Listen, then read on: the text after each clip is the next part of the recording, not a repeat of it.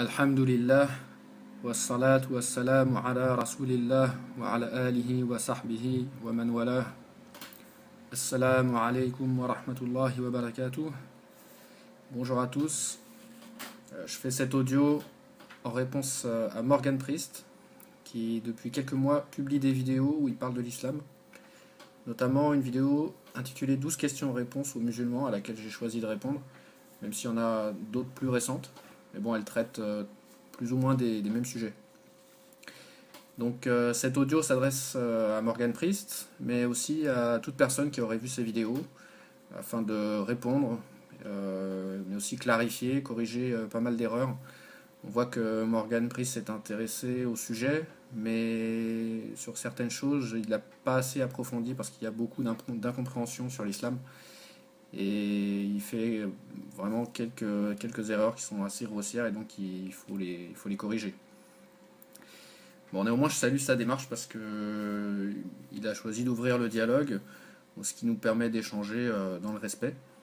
Et évidemment, dans le but d'aller vers la vérité qui mène au paradis, puisque c'est bien ça notre objectif à tous, en tant que croyants. Donc je commence tout de suite avec la première question. Il y a beaucoup de choses à dire. La première question, c'est: l'ange Gabriel est-il vraiment ce qu'il prétend être? Alors, pour répondre à cette question, Morgan développe 3 arguments. Donc, le premier argument, il dit qu'il y a contradiction sur l'ange Gabriel entre la Bible et le Coran, parce que dans la Bible, l'ange affirme que Jésus est le Fils de Dieu, alors que dans le Coran, il dit que c'est un prophète comme les autres. Donc là, il voit une contradiction sur l'ange Gabriel. Son deuxième argument, c'est de dire que la Bible met en garde contre la venue d'un autre évangile qui, selon lui, proviendrait de Satan. Et donc il s'agirait là d'une prophétie sur le Coran. Et enfin, son troisième argument, c'est de dire que il a remarqué que l'ange Gabriel dans l'islam aurait peur des chiens. Voilà. Morgan conclut de ces 3 idées que l'ange Gabriel que nous connaissons dans l'islam serait en fait Satan déguisé en ange de lumière et qu'il a trompé le prophète Mohammed, paix et bénédiction d'Allah sur lui, en le détournant du message qui sauve. Donc je vais reprendre ces 3 arguments un par un. Donc le premier argument, le Coran serait donc en contradiction avec la Bible sur l'ange Gabriel. Alors, que dit l'ange Gabriel dans la Bible? Morgan nous cite le verset suivant, qui est dans Luc chapitre 1, donc versets 31 à 32. « Voici que tu vas être enceinte, tu enfanteras un fils, et tu lui donneras le nom de Jésus. Il sera grand, et sera appelé Fils du Très-Haut. Le Seigneur Dieu lui donnera le trône de David, son père. » Ici, Jésus, paix sur lui, est appelé Fils du Très-Haut, donc Fils de Dieu. Maintenant, on va regarder les versets suivants. On va prendre Genèse, chapitre 6, verset 2. « Les fils de Dieu virent que les filles des hommes étaient belles, et ce fut parmi elles qu'elles choisirent leurs femmes. »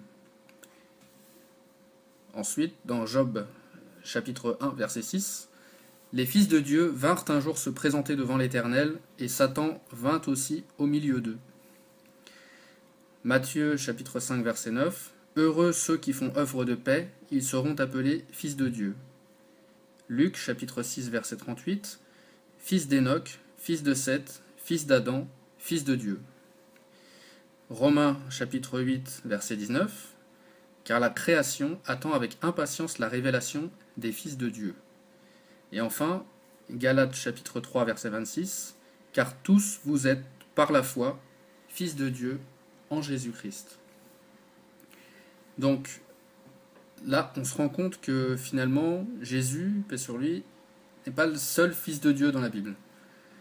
Donc, on peut se demander quelle est la réelle signification de cette expression, fils de Dieu, puisque c'est pas le seul finalement. Parce que s'il s'agit d'un statut qu'ont tous les croyants, alors, bon, c'est cohérent avec les versets que j'ai cités là. Et ça pourrait être aussi traduit par adorateur de Dieu, serviteur de Dieu ou soumis à Dieu. Mais à aucun moment, en fait, on peut conclure que Jésus, paix sur lui, a une nature particulière. Il n'a pas de nature, il n'a pas vraiment une nature différente des autres prophètes ou même des croyants. Donc c'est un serviteur de Dieu, au même titre qu'Adam, qui est cité lui aussi explicitement comme fils de Dieu hein, dans Luc 3,36. Et pourtant, Adam n'est pas Dieu. Et là-dessus, je crois qu'il n'y a pas de débat.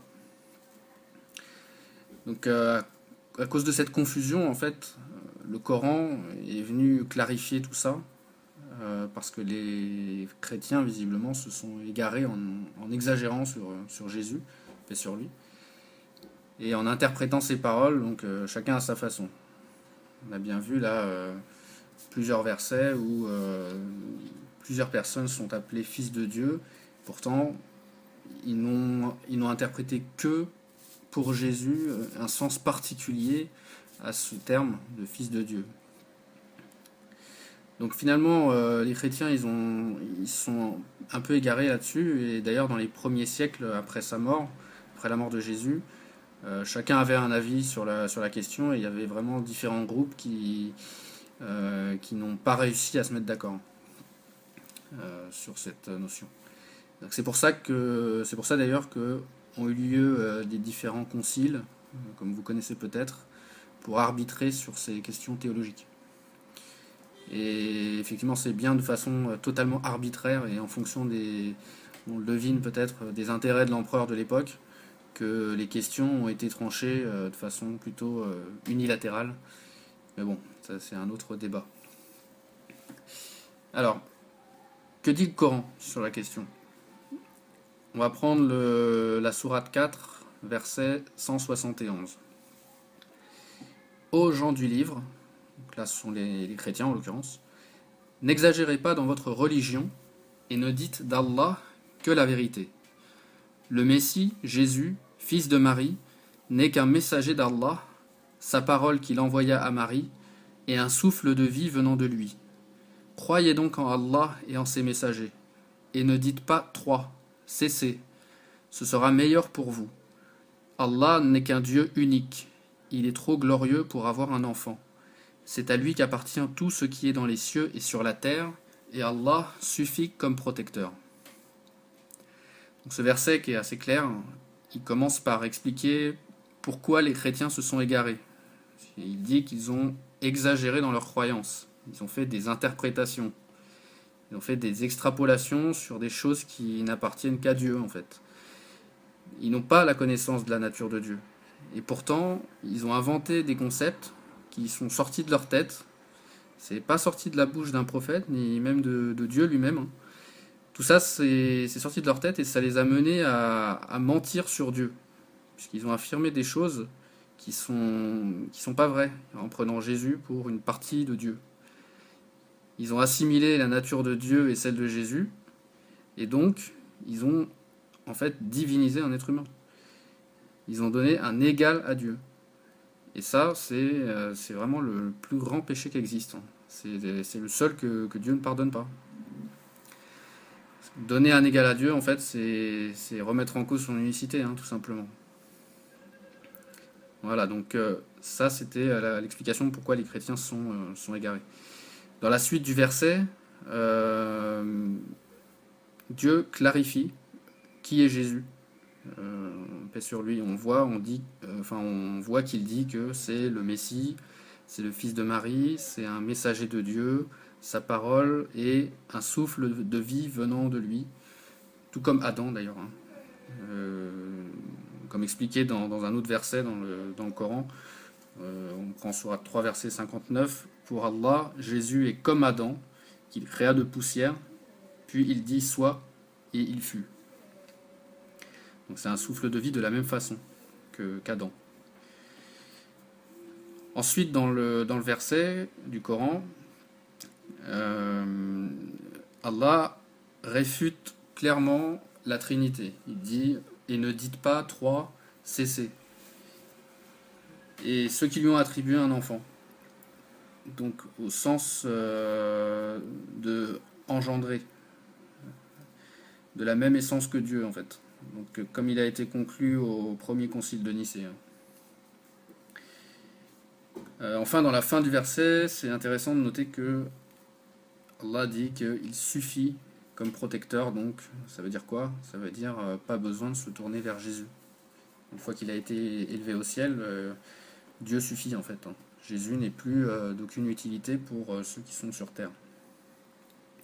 Donc finalement, effectivement, il y a contradiction entre le Coran et la Bible, mais c'est une contradiction plutôt entre le Coran et ce qu'ont interprété les chrétiens. C'est pas vraiment une contradiction entre le Coran et ce qu'a réellement annoncé Gabriel à Marie. D'ailleurs, bon, le Coran, on peut voir qu'il parle énormément de Jésus, paix sur lui. Dans d'autres versets, il réfute d'autres égarements qu'ont eu les chrétiens. Bon, j'en parlerai pas ici pour pas faire trop long, mais je vous invite à lire les passages du Coran qui est très clair hein, sur ce sujet. Et d'ailleurs, oui, entre parenthèses, je voudrais corriger une parole de Morgan Christ qui dit que Jésus est cité 26 fois en moyenne. Et il dit que ça dépend des Corans. Alors, j'aimerais bien savoir où Morgan a trouvé des versions différentes du Coran. Parce que jusqu'à preuve du contraire, il n'y en a qu'une seule, qui est le Coran en langue arabe. Voilà. Donc ça, c'était pour le premier argument de Morgan. Le deuxième, il dit que la Bible met en garde contre la venue d'un autre évangile et donc contre le Coran, selon lui, qui serait dicté par Satan. Donc là, il cite 3 versets, donc je vais les reprendre. Donc le premier verset, c'est dans 2 Corinthiens chapitre 11, verset 14, où il dit « Rien d'étonnant à cela, Satan lui-même se camoufle en ange de lumière ».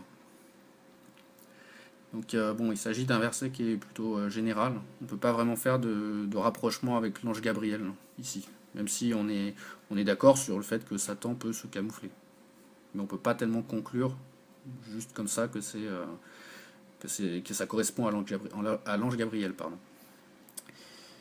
Le deuxième verset qu'il cite, c'est dans Galates chapitre 1, verset 8, où il dit « Mais si quelqu'un, même nous ou un ange du ciel, vous annonçait un évangile contraire à celui que nous vous avons annoncé, qu'il soit anathème. » Donc on va voir là le verset dans son contexte.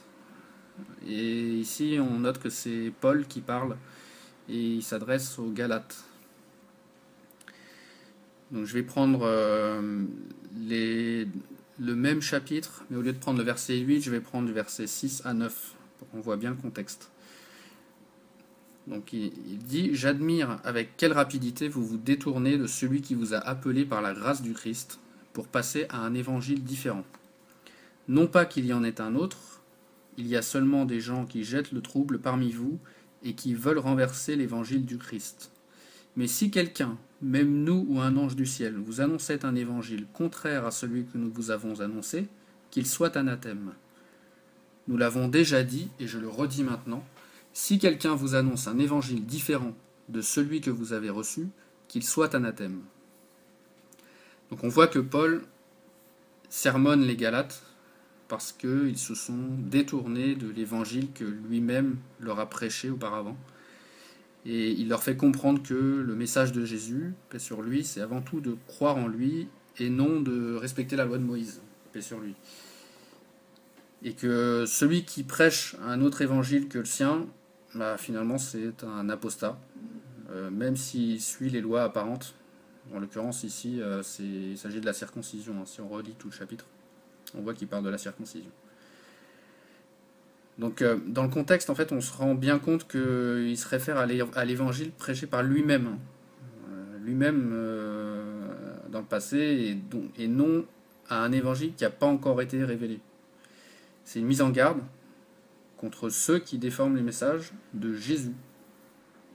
Donc, mais ça ne veut pas dire que... on ne peut pas en déduire que Dieu n'enverra pas un autre prophète après lui, avec une nouvelle révélation. D'ailleurs, Paul, il n'a pas la capacité de faire des prophéties, parce que c'est pas un prophète, tout simplement.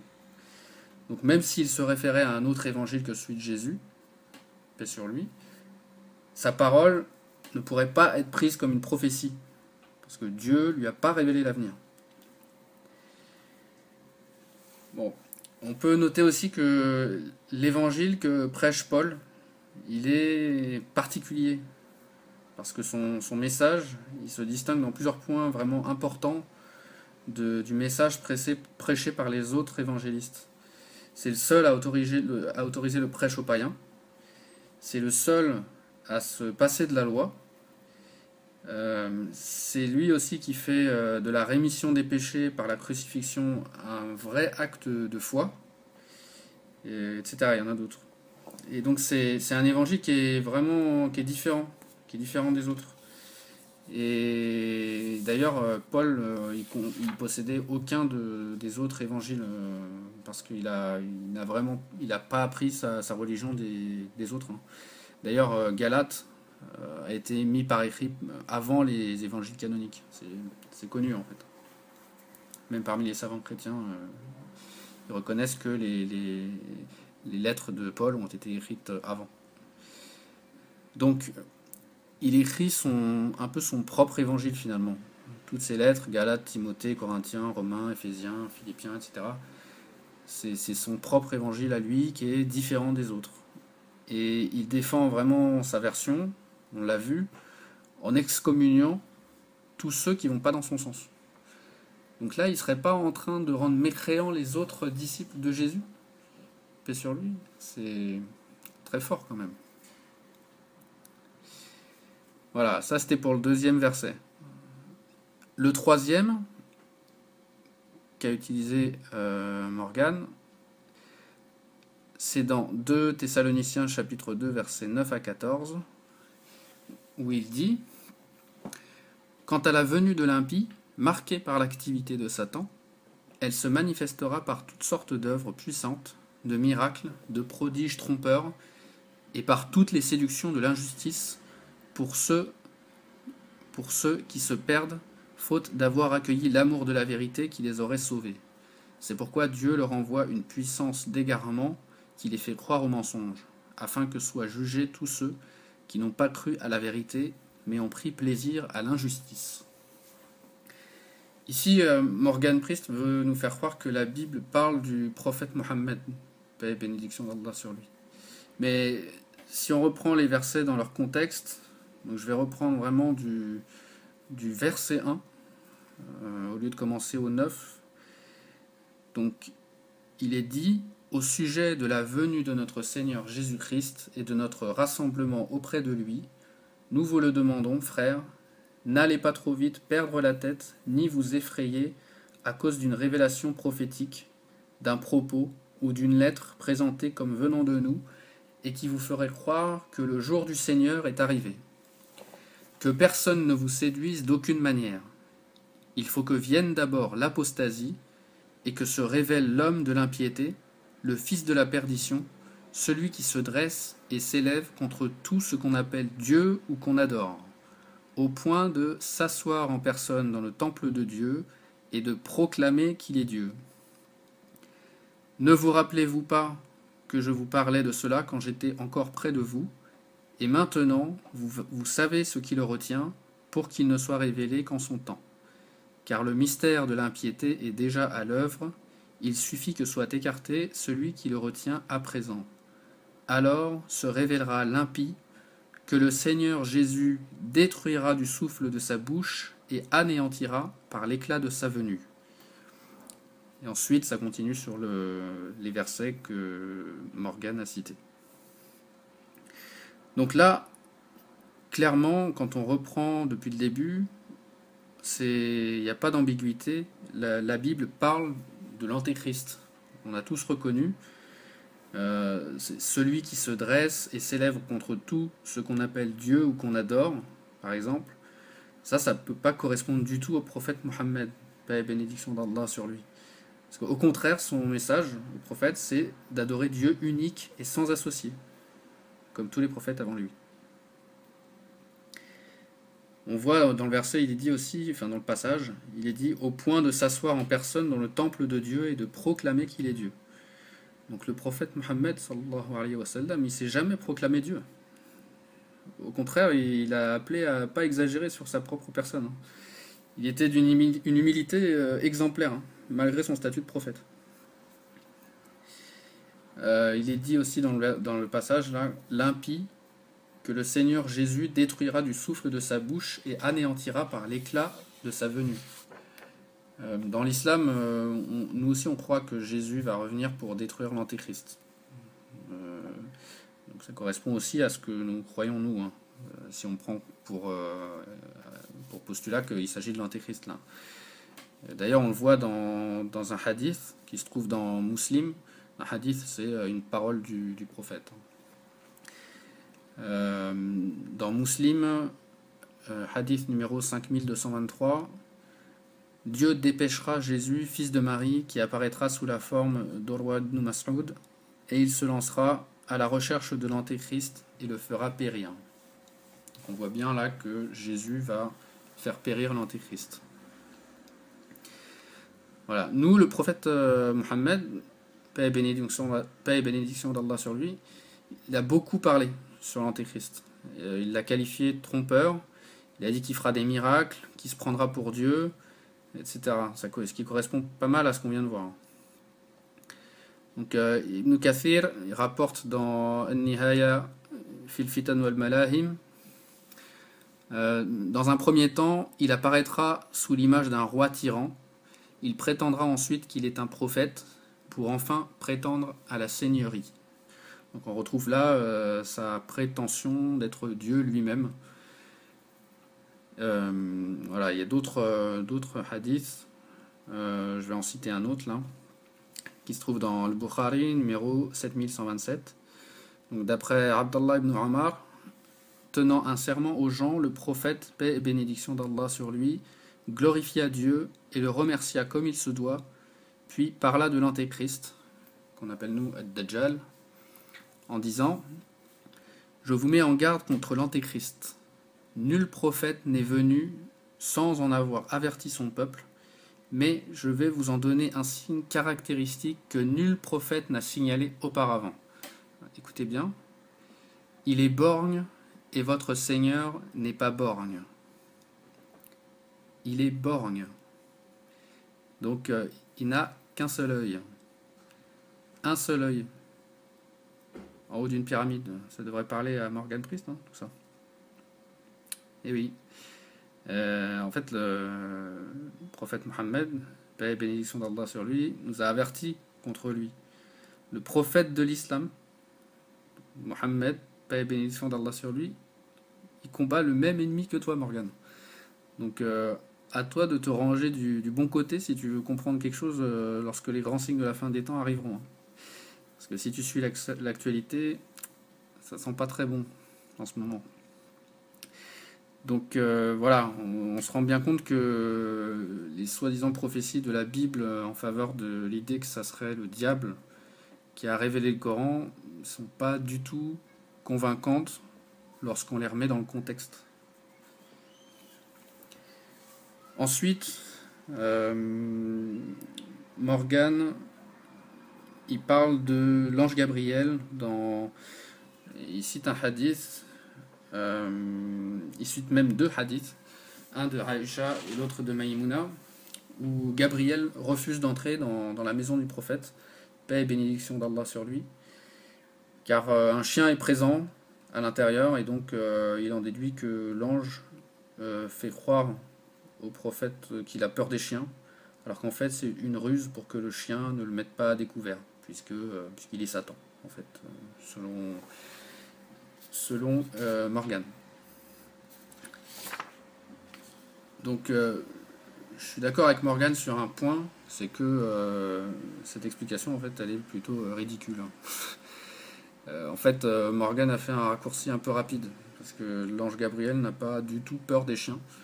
C'est pas ça l'explication. Pour comprendre, on peut citer un autre hadith où, selon Abu Talha, le prophète, paix et bénédiction d'Allah sur lui, a dit « Les anges n'entrent pas dans une maison dans laquelle se trouve un chien ou une image. » Ce hadith se trouve dans Bukhari ou Muslim. Donc ce sont les anges. Les anges qui ne rentrent pas dans une maison dans laquelle se trouve un chien ou une image. C'est pas seulement Gabriel. Donc c'est les anges en général, sauf certains comme les scribes qui sont chargés d'écrire nos actions. Alors pourquoi est-ce que les anges ne rentrent pas? Est-ce que vraiment ils ont peur des chiens? Bah non, c'est pas ça l'explication. L'explication c'est que elle est simple. Un chien, tout simplement, c'est sale. Et dans une maison, ça laisse une mauvaise odeur. Et les anges n'aiment pas les mauvaises odeurs.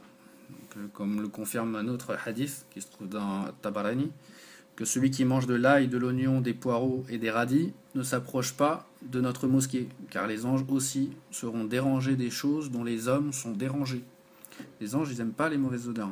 Lorsqu'un endroit sent mauvais, les anges partent, et c'est à leur place les démons qui s'installent. Donc un chien, ça comporte des souillures, des impuretés, et sa salive particulièrement, elle est impure, parce qu'elle est pleine de bactéries. Et c'est pour ça que Dieu nous a interdit de garder un chien dans une maison. Donc l'histoire de Satan qui fait tuer les chiens pour ne pas éveiller les soupçons, c'était bien trouvé, mais c'est pas ça, désolé. Pour ce qui est des images, on a aussi une explication très claire.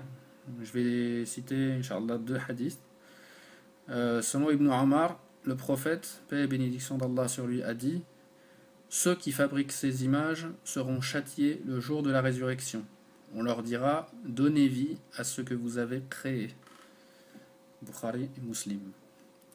Deuxième hadith, selon Ibn Abbas, le prophète, paix et bénédiction d'Allah sur lui, a dit: celui qui représente un être en ce monde sera chargé de lui insuffler l'esprit le jour de la résurrection, et il ne pourra le faire. Bukhari et Muslim aussi. Donc il y a un châtiment pour celui qui fabrique des images. Sachant que les dessins qui sont interdits, c'est ceux qui représentent des créatures qui possèdent une âme, qui soient sculptées, gravées sur un plafond, ou sur les murs, sur des nattes, ou tissées sur un vêtement, ou autre. Donc il s'agit d'une interdiction. Pourquoi? Parce que ça mène à l'adoration d'un autre qu'Allah. C'est comme la reproduction de statues à l'effigie d'idoles. Et d'ailleurs, pour rappel, ça, c'est une interdiction qui se trouve aussi dans le Décalogue. Ça date pas d'hier. Dans le Décalogue, on peut lire: tu ne te feras point d'image taillée, ni de représentation quelconque des choses qui sont en haut dans les cieux, qui sont en bas sur la terre, et qui sont dans les eaux plus bas que la terre. Donc c'est quelque chose de très important, c'est une grande interdiction, ça.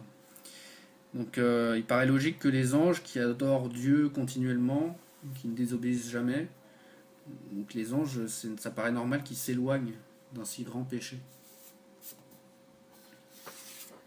Voilà. Je vais citer maintenant on va appuyer la réfutation encore des arguments de Morgan par des versets du Coran, où on va se rendre compte que si c'est Satan qui a révélé le Coran, il est vraiment stupide, parce qu'il n'arrête pas de s'auto-flageller en fait. Donc, par exemple, on peut voir qu'il fait sa promo en se déclarant l'ennemi des humains. C'est un peu étrange comme méthode, mais dans les versets suivants, on va s'en rendre compte. Dans la sourate 18, verset 50, Dieu dit: et lorsque nous dîmes aux anges, prosternez-vous devant Adam, ils se prosternèrent, excepté Iblis, Iblis c'est Satan, qui était du nombre des djinns, et qui se révolta contre le commandement de son Seigneur. Allez-vous cependant le prendre, ainsi que sa descendance, pour allier en dehors de moi, alors qu'ils vous sont ennemis? Quel mauvais échange pour les injustes. On voit aussi dans Sourate 2, verset 208: ô les croyants, entrez en plein dans l'islam, et ne suivez point les pas du diable, car il est certes pour vous un ennemi déclaré. Sourate 35, verset 6: le diable est pour vous un ennemi, prenez-le donc pour ennemi. Il ne fait qu'appeler ses partisans pour qu'ils soient des gens de la fournaise. Et Sourate 36, verset 60: ne vous ai-je pas engagé, enfants d'Adam, à ne pas adorer le diable, car il est vraiment pour vous un ennemi déclaré. Voilà, donc Satan qui dit lui-même que c'est un ennemi, donc c'est difficile de le suivre. Et il incite même à le combattre, hein. Et il incite à le combattre lui et à se tourner vers Dieu. Donc, il y a d'autres versets qu'on va lire. Sourate 4, verset 76, Dieu dit, les croyants combattent dans le sentier d'Allah et ceux qui ne croient pas combattent dans le sentier du Tarout. Eh bien, combattez les alliés du diable, car la ruse du diable est certes faible.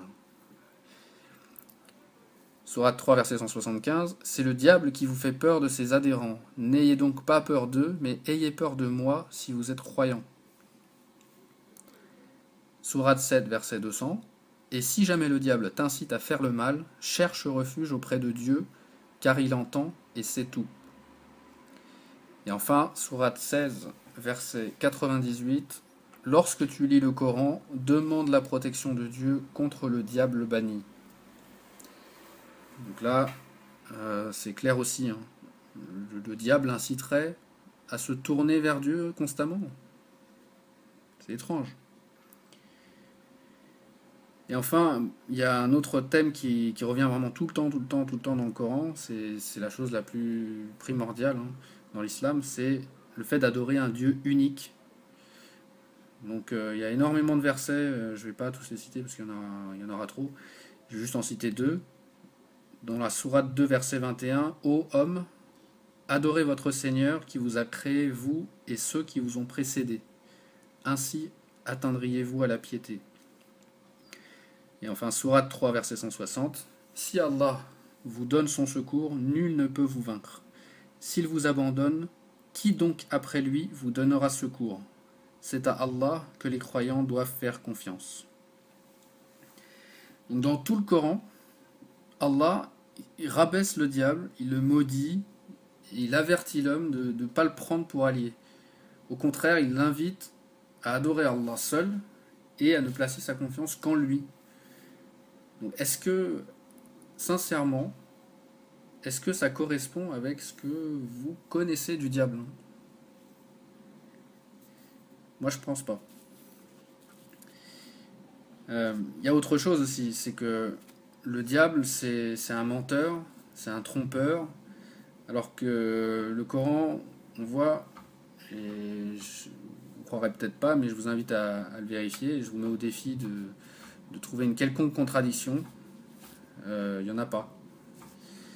Le Coran, donc il n'y a pas de contradiction, il y a des prophéties qui se sont réalisées et qui continuent, hein, d'ailleurs à se réaliser de nos jours.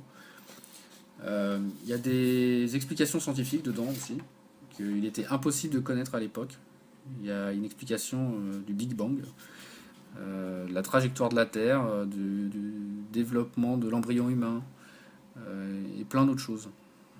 Tout ça, il y a 1400 ans, la science était loin de ces connaissances. Le Coran, il incite aussi au bon comportement, il incite à la bonne moralité, il condamne toutes les turpitudes, il glorifie les prophètes, Jésus y compris, hein, paix sur lui. Donc, on voit que si tout ça provenait du diable, ce serait vraiment tout le contraire. On aurait à l'intérieur des tas de contradictions, des incitations au péché, des dénigrements des prophètes, tout un tas de mensonges. Parce qu'il ne faut pas oublier que le diable, c'est un menteur, trompeur, ça fait partie de ses caractéristiques. Alors que là, le message, il a toutes les caractéristiques d'un message de vérité. Donc, c'est vraiment pas cohérent de dire que c'est le diable qui a incité, qui a inspiré le Coran au prophète Mohammed, paix et bénédiction d'Allah sur lui. D'autant plus que si on regarde la situation à l'époque, les Arabes de Quraysh, qui était la tribu où est descendu le Coran, ils étaient tous, ou presque, c'était une grande majorité de polythéistes. Quand même le plus grand péché. Et l'islam, finalement, quand on voit le résultat, ça les amenait vers quoi? Ça les amenait vers un monothéisme le plus pur qui soit. C'est celui d'Abraham. Paix sur lui. Donc, quel intérêt je pose la question, quel intérêt pour le diable d'aller voir des polythéistes qui de toute façon, s'ils meurent dans cet état, ils sont voués à l'enfer, et de leur dire, surtout, ne croyez pas en Jésus mort sur la croix pour nos péchés, mais croyez en un Dieu unique. Parce que c'est ça que vous prétendez en fait. Hein. C'est ça que Morgan prétend. Donc, je trouve que ça aurait été beaucoup plus logique de s'adresser aux chrétiens et pas aux arabes. Il vaut mieux égarer des chrétiens qui sont sur le bon chemin que des arabes qui sont déjà polythéistes. Ça me paraît quand même plus logique. Voilà, on voit qu'il est vraiment très bête, hein, ce Satan. Bon. Je vais maintenant m'intéresser à ce que dit la Bible sur un certain prophète qu'on peut voir dans l'Ancien Testament. Donc on va lire, je vais lire un petit peu dans Deutéronome, chapitre 18, versets 15 à 18. C'est un prophète comme moi que le Seigneur ton Dieu te suscitera du milieu de toi, d'entre tes frères. C'est lui que vous écouterez. C'est bien là ce que tu avais demandé au Seigneur ton Dieu à l'Horeb, le jour de l'assemblée, quand tu disais « Je ne veux pas recommencer à entendre la voix du Seigneur mon Dieu, je ne veux plus regarder ce grand feu, je ne veux pas mourir. » Alors le Seigneur me dit « Ils ont bien fait de dire cela. C'est un prophète comme toi que je leur susciterai du milieu de leurs frères. Je mettrai mes paroles dans sa bouche et il leur dira tout ce que je lui ordonnerai. » Ici, il y a une prophétie où Dieu dit à Moïse, paix sur lui, qu'il va envoyer un prophète comme lui. Or, on peut voir dans le Nouveau Testament que ce fameux prophète, il est toujours attendu. Quand on regarde dans Jean chapitre 7, versets 40 et 41, des gens de la foule, après avoir entendu ces paroles, disaient « Celui-ci est vraiment le prophète ». D'autres disaient « Celui-ci est le Christ ». Et d'autres disaient « Est-ce bien de la Galilée que doit venir le Christ ?» Voilà, bon. Quand on lit le verset, jusqu'ici on ne sait pas trop encore qui est le prophète. Ça pourrait être Jésus, paix sur lui, parce qu'on ne distingue pas bien entre le Christ et le prophète dans ce verset. Mais regardons le passage suivant où des Juifs s'adressent à Jean-Baptiste, paix sur lui. Donc c'est dans Jean chapitre 1, versets 20 à 25. « Toi, qui es-tu ? » Il confessa sans le nier, il confessa « Moi, je ne suis pas le Christ. » Et ils lui demandèrent « Quoi donc ? Es-tu Élie ? » Et il dit « Je ne le suis pas. » « Es-tu le prophète ? » Et il répondit « Non. » Ils lui dirent alors « Qui es-tu ? » Afin que nous donnions une réponse à ceux qui nous ont envoyés. « Que dis-tu de toi-même ? » Il dit « Je suis la voix de celui qui crie dans le désert. Rendez droit le chemin du Seigneur, comme a dit le prophète Ésaïe. » Ceux qui avaient été envoyés étaient des pharisiens. Ils l'interrogèrent et lui dirent « Pourquoi donc baptises-tu, si tu n'es pas le Christ, ni Élie, ni le prophète ?» Voilà. Donc ici, on voit que les Juifs attendaient bien le Christ, Élie et le prophète. C'est vraiment, dans la formulation, c'est vraiment clair que ce sont trois personnes distinctes. Là, dans le verset, c'est clair. Hein. Il dit « Si tu n'es pas le Christ, ni Élie, ni le prophète. » Bon, on sait que le Christ, c'est Jésus. On va essayer de voir qui est chacun. Donc le Christ, c'est Jésus, ça, il n'y a pas de problème là-dessus. Donc ensuite, dans le verset, Jean-Baptiste, il dit qu'il n'est pas Élie. Mais si on regarde dans l'évangile de Matthieu, dans le chapitre 17, versets 10 à 13, on peut lire « Les disciples lui posèrent cette question. Pourquoi donc les scribes disent-ils que Élie doit venir d'abord ? Il répondit « Il est vrai qu'Élie vient rétablir toute chose. Mais je vous dis qu'Élie est déjà venu, et qu'ils ne l'ont pas reconnu, et qu'ils l'ont traité comme ils l'ont voulu. » De même, le Fils de l'homme va souffrir de leur part. Les disciples comprirent alors qu'il leur parlait de Jean-Baptiste. Donc Jésus, paix sur lui, dit que Élie est déjà venu, et donc l'auteur de l'évangile conclut qu'il s'agit de Jean-Baptiste. Donc Élie serait Jean-Baptiste. Donc on a le Christ qui est Jésus, on a Élie qui est Jean-Baptiste, et si c'est pas lui en tout cas il est déjà venu, et donc il reste le prophète, qui lui n'est toujours pas venu, parce qu'ils l'attendent toujours. Or, tant qu'il n'est pas venu, la prophétie, elle ne s'est pas réalisée. Et donc, elle doit nécessairement se réaliser. Donc, est-ce que vous connaissez un prophète après Jésus qui ne soit pas le prophète Mohammed, paix et bénédiction d'Allah sur lui? Bien sûr, il y a eu plein de faux prophètes, hein. Mais le prophète Mohammed, sallallahu alayhi wa sallam, c'est le seul vrai prophète de Dieu après Jésus. Et d'ailleurs, bon, comment on reconnaît un vrai d'un faux prophète? Parce que vous allez dire c'est facile, tu me dis que c'est le seul vrai prophète, mais comment on reconnaît? Donc, dans l'Ancien Testament, on a une indication. On a dans Deutéronome chapitre 18 versets 21 à 22. Comment reconnaîtrons-nous que ce n'est pas une parole dite par le Seigneur? Si ce que le prophète a dit au nom du Seigneur ne se produit pas, si cela n'arrive pas, alors ce n'est pas une parole dite par le Seigneur. Donc les prophéties d'un faux prophète ne se réalisent pas, comme on peut le voir là. Or, les prophéties du prophète, Mohammed, paix et bénédiction d'Allah sur lui, elles sont extrêmement nombreuses et elles se réalisent toutes. Et elles continuent encore à se réaliser aujourd'hui.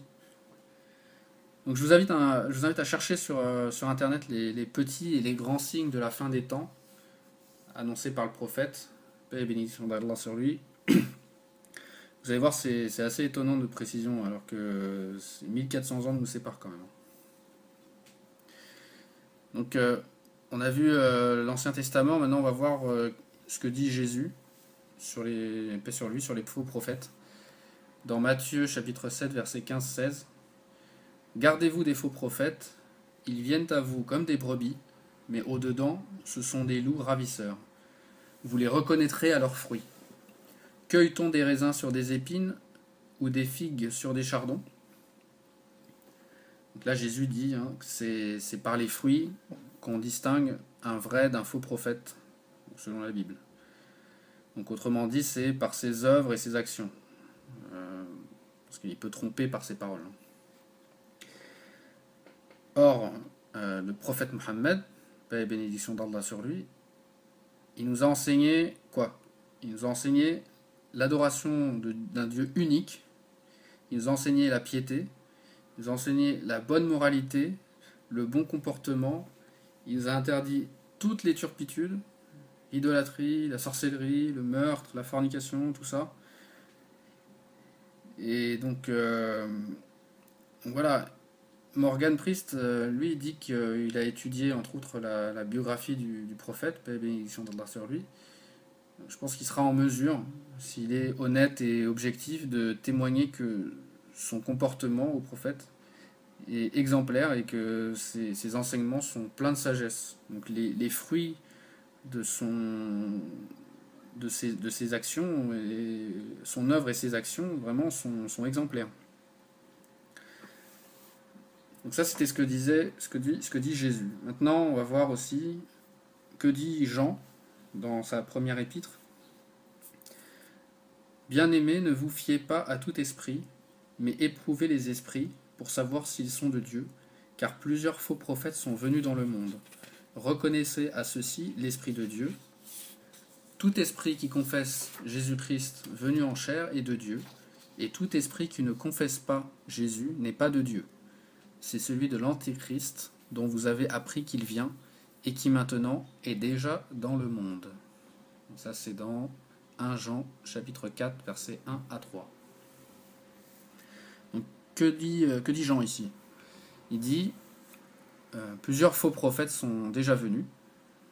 Donc, si quelqu'un se présente à vous comme prophète, testez-le. Il n'a pas dit qu'il n'y aura pas d'autres prophètes. Il a dit que si vous en voyez un, testez-le, pour savoir s'il est de Dieu, s'il est véridique. Et s'il confesse Jésus-Christ, paix sur lui, venu en chair, alors il est de Dieu. Et ça veut dire quoi? Qu'est-ce que ça veut dire, ça? Le Christ, ça veut dire c'est le Messie, en fait. Christ, Messie, c'est pareil. Et en chair, ça veut dire que c'est un homme. Donc ça veut dire que Jésus est venu homme et Messie. Or, le seul livre qui atteste que Jésus, paix sur lui, est le Messie, c'est quoi? C'est le Coran.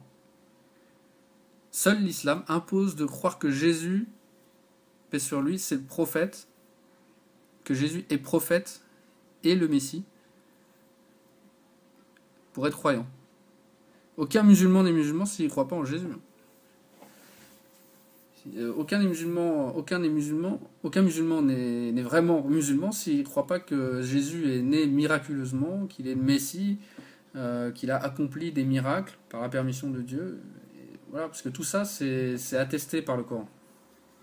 Dans Sourate 3, verset 45, on peut lire rappelle-toi quand les anges dirent ô Marie, voilà qu'Allah t'annonce une parole de sa part, son nom sera le Messie, Jésus, fils de Marie, illustre ici-bas, comme dans l'au-delà, et l'un des rapprochés d'Allah.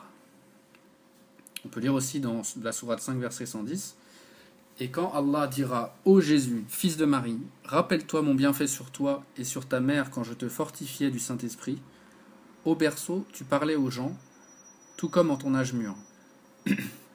Je t'enseignais le livre, la sagesse, la Torah et l'évangile. Tu fabriquais de l'argile comme une forme d'oiseau par ma permission, puis tu soufflais dedans. Alors, par ma permission, elle devenait oiseau. Et tu guérissais, par ma permission, l'aveugle-né et le lépreux. Et par ma permission, tu faisais revivre les morts. Je te protégeais contre les enfants d'Israël, pendant que tu leur apportais l'épreuve. Mais ceux d'entre eux qui ne croyaient pas dirent « Ceci n'est que de la magie évidente ». Donc, qu'est-ce qu'on peut conclure de ça? D'une part, le prophète Mohammed, paix et bénédiction d'Allah sur lui, il confesse Jésus venu en chair. Donc ça, c'est d'une part. Et d'autre part, on reconnaît les bons fruits de son enseignement. Donc, logiquement, si on suit les paroles de Jésus, comme on a vu tout à l'heure dans le verset, paix sur lui, on doit déduire que Mohammed, paix et bénédiction d'Allah sur lui, est un prophète de Dieu, selon les propres critères de Jésus. Voilà. Donc pour résumer la réponse à cette première question, on voit que aucune prophétie de la Bible ne prouve de façon satisfaisante que l'ange Gabriel serait Satan. Au contraire, il existe dans la Bible des prophéties sur la venue d'un prophète après Jésus, paix sur lui. Et en s'intéressant un tant soit peu à l'islam, on voit que Mohammed, paix et bénédiction d'Allah sur lui, a toutes les caractéristiques d'un prophète selon les critères de Jésus lui-même, paix sur lui. Tout concorde donc dans le même sens, et vraiment n'importe qui est doué de raison, il doit se rendre à l'évidence que le prophète Mohammed, paix et bénédiction d'Allah sur lui, c'est vraiment le prophète de Dieu. Voilà, donc je vais m'arrêter ici pour cet audio. Je répondrai, Inch'Allah, à la suite des questions prochainement, dans un autre audio. Je vous remercie de m'avoir écouté. Subhanak Allahumma wa bihamdik. Ashhadu an la ilaha illa ant. Astaghfiruka wa atubu ilayk. Assalamu alaikum wa rahmatullahi wa barakatuh.